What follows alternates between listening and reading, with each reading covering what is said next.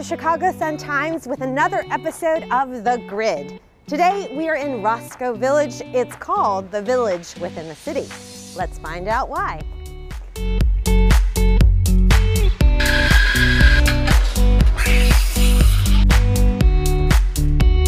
Got my coffee, time to hit the streets. So I'm on the main strip of Roscoe Village, which is on Roscoe. I've been thinking about the borders of Roscoe Village, and I'm going to get a little clarification from my friend Barry Love. He's actually part of the nonprofit volunteer organization, Roscoe Village Neighbors, and he wanted to meet here at his favorite bookstore, Roscoe Books. So how long have you lived here? About 18 years now. You love it that much? I do. Tell me why you love Roscoe Village so much. I mean, it's such a great location in the city. You're far enough away from some of the craziness of Wrigleyville and Lakeview, but you can walk to Wrigley. You're right by the L, so you can get downtown easily. You know, buses will get you to Bucktown or Andersonville in a hop, skip, and jump. So it's just this little nestled place that's just so perfect. You know, a lot of families. Roscoe Village is known as, you know, it's kind of the stroller capital of the city. So that's what I am learning. It is really about families here. It is. And young children. Absolutely, and so we have excellent schools. What are the boundaries? Officially, the Roscoe Village neighborhood's boundaries are Ravenswood to the east to the river, and then Addison to Belmont. I've lived here in Roscoe Village for about 5 years. Kind of fell in love with the neighborhood and the fact that we have bars and restaurants and little stores, and it's easy to live here, but there was no bookstore here. And I thought a neighborhood like this should have one, especially given how many children live in this neighborhood. We've had a lot of wonderful support from the neighborhood. I'm sure the neighbors love coming in and interacting with you. They can come in, they can talk to you, they can get your advice on what book they might want to read next, get your feedback and review on a book. Yeah, you know, and that's one thing that an independent bookstore can do better than anyone else. And you're all set. Got my book, got more things to see and do. Hey, Paul. Hey, G, how are you? Oh my gosh, thanks for meeting up with me. My pleasure. Okay, so I'm on my visit of Roscoe Village, Yes. and that's why I had to talk to you, because you've lived here. How many years? About 10 years now, yeah. Okay, so what do you love about the village? I love everything about the village. What do you think of, like, top 3 things you think of when you think of Roscoe Village? Top 3 things are the festivals we have in the summertime, for sure. The great restaurants we have along Roscoe and along Damon, and the play spaces for the children. A lot of play spaces. I definitely think of families. Yes. Like here. Roscoe Village is definitely family friendly.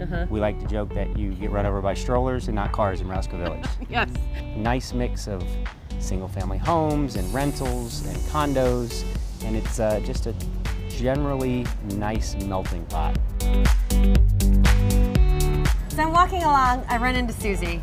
Susie, you live in the neighborhood. Yep. I couldn't miss you because of this incredible stroller that you have. The baby is not in the stroller, Grandma has the baby. Look how cute the baby is. Yeah. I feel like Roscoe Village is like the kid mecca. It's the kid, is that your husband? There's my husband on a skateboard. So what do you mamas do to let loose? We like going to Lush. They have wine tastings there on Sundays. And then John's Place is great. Another place that I like going is Volo, especially from 5 to 6, and getting the dollar oysters. So a ton of great restaurants here in Roscoe Village, and all of them very kid-friendly. But I want to introduce you to a new one. It's called Cuba 312 and has an awesome owner. Her name is Jamie. Let's go talk to her. So Jamie, tell me about your restaurant. So first of all, we like to kind of think of ourselves as innovative Cuban cuisine.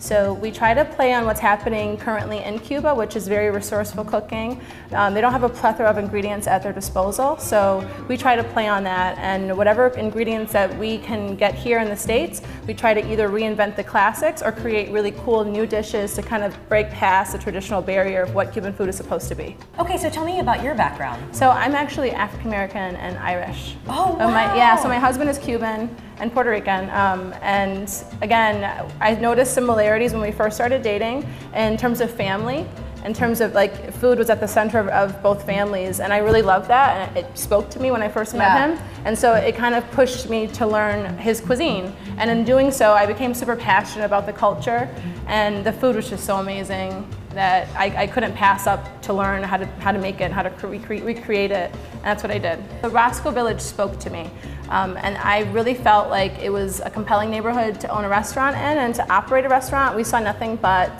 strollers and moms and young families, and it really felt almost like you were in the suburbs but in the city. And it had that really good old feeling of embracing, new businesses, and they support the business. And I think that that's unique to this area, and you don't find it in most neighborhoods. And so we're just really blessed that the actual neighborhood has kind of wrapped their arms around us and embraced us so much. I also hear that you have some famous diners quite frequently. We do. Can you talk about it? We don't have to drop names. I know, we do. Okay, we do. Don't drop names, but just tell us. We've had quite a few Cubs players come and dine with us. We've had some celebrities come and dine with us. A certain mayor came and dined with us one day. All right, I don't know anything about the Chicago Rowing Foundation. Tell me a little bit about it. Sure. It's a massive community rowing club. We have about 200 kids in the high school age range on our team. These kids come from the Chicagoland area. Most are from the city. A good chunk of them are from public schools.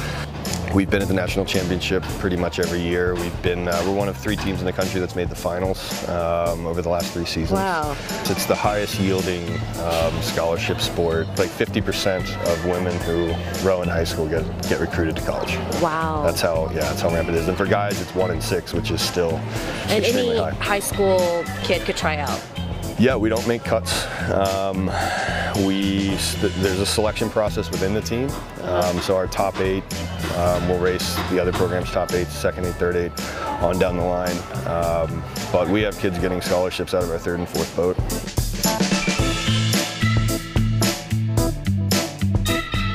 Okay, so we've been exploring for a while. You know I've got to have a little pit stop. Maybe a pint of beer would be good at the Village Tap.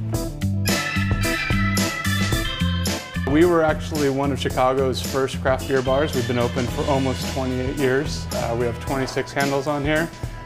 During the day, it's a lot of strollers, a lot of parents, a lot of children in the back in the beer garden. And at night, it gets a little bit more rowdy. Would I be right in saying that this is one of the best watering holes in Roscoe Village? It's absolutely the best watering hole in Roscoe Village.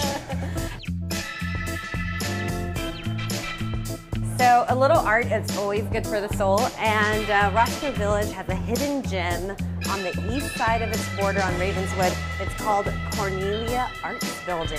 I'm so excited to be here.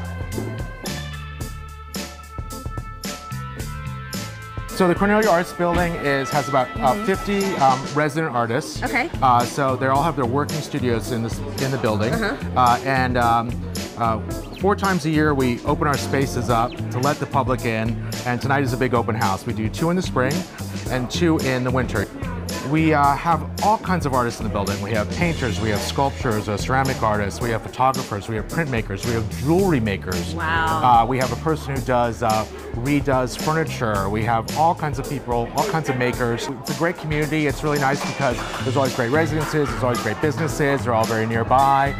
So as working artists in the space, we have a lot of places to go and enjoy, the evening or have lunch or whatever. Yeah. But it's also a nice environment. People in the neighborhood like to come out and see the shows. And every year when we have these open houses, there's always new people in the neighborhood who just discovered it then, and didn't know about it. So that's really exciting.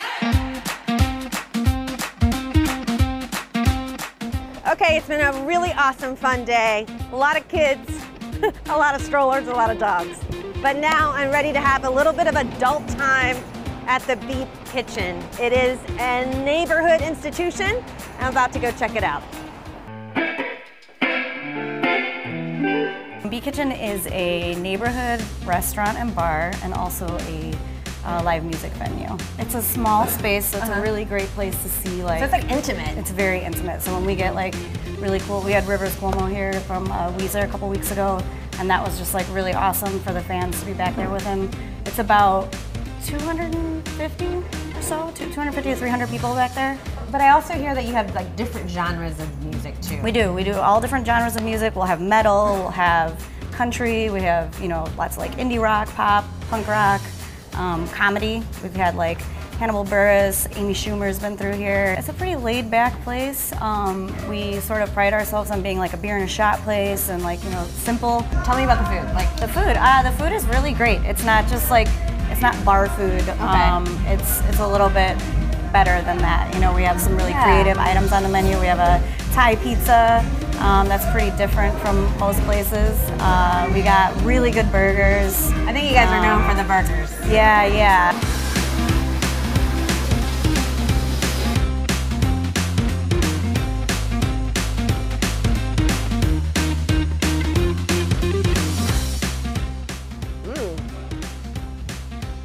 I mean, I gotta have a snack while I'm waiting for the band to get started, right? And the food is delicious, just like Sam said. You know what's even more delicious? The awesome daily specials they have. And of course, the beer. Hey. Until next time, I'll see you on the grid. Can I get another beer? To find all of these places we highlighted in today's video, head to the Chicago Sun-Times website. See you next time on The Grid.